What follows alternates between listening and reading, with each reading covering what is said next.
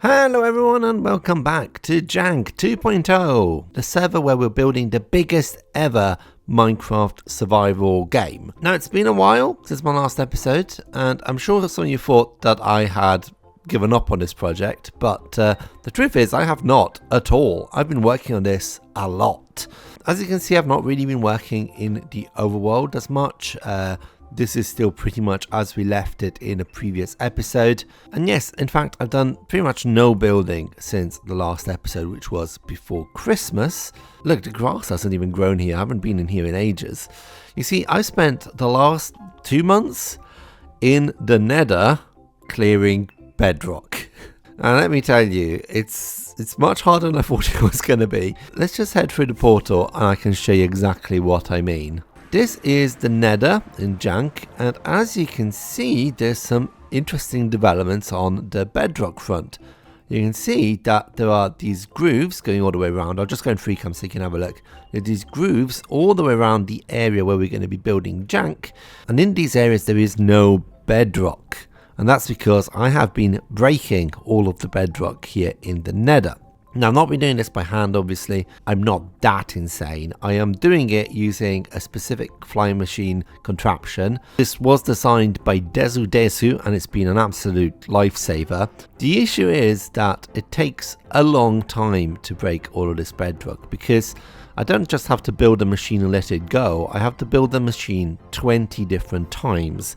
Now, at the same time, I also need to construct a load of pistons to use for the machine, and I'm about 2/5 of the way there. I'm not even close to being done is the problem. As you can see, we've done 2 levels. We've got this level here and this level here broken all the way around, but we still have 3 levels of bedrock to go. Now, because it's been a while since my last episode and I do want to show you the whole process of making Jank, what I thought we could do today is go through the entire process of breaking 1 strip of bedrock, okay, 1/20th of what we actually need to do. And hopefully that will give you an idea of just the scale of work that we are dealing with here. Let's get started. And the first thing we need to do is take down the machine that is already here. Now, I accidentally blew this one up. I kind of need to turn it off at the right point, otherwise it blows up. And this particular machine actually is only half there. It's half broken. Where did I put my rockets? Well, this is a great start. How did I lose? What? They're in that hole. Why are they in this hole? What have I done? Okay, well, there's rockets down here. That's good. Step 1, taking the machine down. Now, this isn't too complicated, obviously. We just smash the machine up and grab all the pieces so we can reuse them. Okay, I think that's most of the machine breaking down. I want to make sure I don't lose this netherite, because this is very important. Ancient debris, whatever it's called. And, of course, we need to do the other side as well. Okay, that's the other part taken down. So, next step is to go and replenish our resources. Oh, by the way, you may have noticed the timer in the top left. That timer is keeping track of how long it takes us to break 1 strip of bedrock. We now need to make all the materials. So, first of all, what are we missing? So, this is the main box of stuff. Now, I do use a schematic for this, and I'll show you why in a bit. But luckily, this also gives us, here we go, a list of all the materials. So what have we lost? Oak leaves we don't need. We do need some white stained glass. We don't need yoke signs. Smooth stone slab. Okay, we can do this. There we go. We can have a load of glass and let's have a load of slabs just so we got them for next time that we break the machine, which will definitely happen because it's happened 4 times already. And that's not an exaggeration. It's exactly 4 times that's happened. So that's all the vague resources that we need. The other thing that we definitely need is pistons, because for every bedrock that we break, it essentially also breaks a piston. So we are now on to level 3, which means that, where is that? Let me get my calculator. Equals 1,760 pistons, which is equal to 27.5 stacks of pistons. Okay, so the way we do this is I've got some of the resources here. Oh, I'm nearly out actually. So Pistons need 4 different resources. We need iron, which is not an issue. We've got a nice iron farm here. It is overflowing with iron. That's all good. We need cobblestone, for which we use this cobblestone farm, which is fairly full. Okay, so I don't need to make any more cobblestone, but this is a very nice little design. You can check my previous episodes to see how to make these. I use tutorials from other people. Oh yeah, we also need some stone, and I'll show you why in a bit, but we do have a good amount of stone. That'll keep us going for a bit. But actually, seeing that I'm here, I may as well have this going. So let's turn on the cobblestone farm. See, this blows up the cobblestone, and then if we turn off this lever, the cobblestone's now going to go into our smelting system, which will eventually turn it into stone. So I may as well have this running while we are on the server. The other thing also that we need is redstone, and we got villagers to trade redstone, but the other thing we need is over here, which is the wood. We need wood planks. So we've got here a little machine that does wood, and that's powered by a bone meal farm that we have. You see, if you've been following the series, all of the farms are coming in use at this point. We're pretty much using everything. And then I just need to right click there and just keep right clicking. I'll see you in like 20 minutes. Alright, I think I'm ready to call it. We've ended up with, yeah, that'll do us. Okay, that is everything. So the last thing we need to do is we need to get ourselves some redstone. So let's go over to our villagers and let's do some trading. It's a good opportunity to mend all our tools. And then finally we can go back here and we can start making our pistons. We just needed to get all the resources that we need, and all this lovely resources here goes into the crafting table and it makes 2 stacks of pistons. Great. So we need to fill basically this shulker box, so we just need to keep on doing this. Right, and after all that, that's how many pistons we have made. That's 7 stacks of pistons. Now we can't make any more until tomorrow because we need those villager trades to reset because we're just out of redstone. Oh, I've got some from last time actually, so I can make a tiny bit more. So I guess let's just speed through this process and I'll get back to you once we've got our shulker box filled with pistons.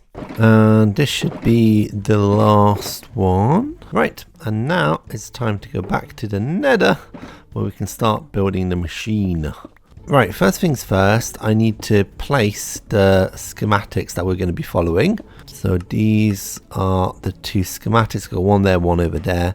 So we do need to move them slightly because they're not in the right position. So for anyone who hasn't seen this before, this is Litematica. It basically has these see-through schematics that you can use as a guide for building. Now I know this is technically modded, but it is client side, it's not on the server itself, and it's just a way to build stuff like this easily. I'm still going to be placing the blocks manually, but one by one. It just tells me where to put them, which is very handy. Right, I need to place the one on the other side as well. Cool. So with these schematics placed, the next thing we need to do is we need to put these pistons above it, but it goes all the way across. Basically, wherever we're going to be breaking a bedrock underneath, above it, there must be a piston. So the way I do this is, first of all, I use the stone to build like a platform underneath it because it makes it easier to place the pistons. Okay, and that does it. That's the stone layer in place. Next up, we need to put in our pistons. And that is the layer of pistons put in. And now I just need to break the stone from underneath, and that's why those beacons are there. It's not that much quicker to be honest, but just a tiny bit. And so yeah, let's break all of this. Cool, I'm now placing this sticky piston line. Cool, and now we can go back to the start and actually start constructing the machine. So this is where it gets slow and boring. I need to place all of these blocks one by one. Now luckily we got our schematic which helps me see where different pieces go. So having done this 8 times, I'm slowly getting a bit faster at it. I'm using the slime as kind of scaffolding every now and then just to put these trickier blocks in. So this is our first little trap. There's a few of these actually, where you need to place the observers in the right sequence, otherwise it's going to trigger some of the machine and you have to rebuild part of the machine. How do I do this? So that one needs to go in last, so that one needs to go in first.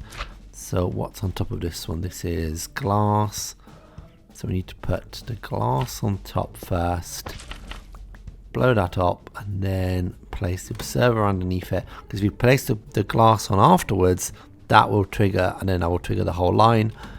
And then if we come over here, I can then place that there, and there we go. We managed to put those observers in without triggering half of the machine. Oh, no, no, damn it. Okay. Yeah, gas can be an absolute nightmare as well. Go away, I'm doing stuff. Okay, and yeah, just got that one observer left. Cool, okay, I think that's done. So next step is to construct the return of this, and then we're pretty much done. Yeah, this is all I need to do. Okay, I think that is it. Yes, this looks about right. So now all we need to do is set it off, and it will slowly get rid of the bedrock. So, ready to go. I'm gonna hide those schematics, and I just need to break that redstone block. Like so.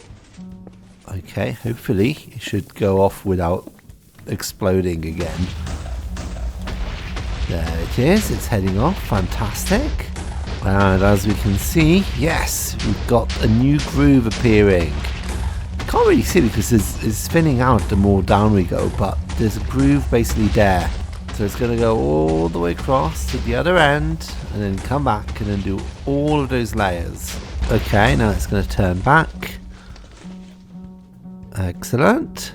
It's nearly back. Now if we're lucky, it should just move one step forward and then start off again. Lovely. Yeah, that seems to be working, and it's now doing the second groove, you can see there.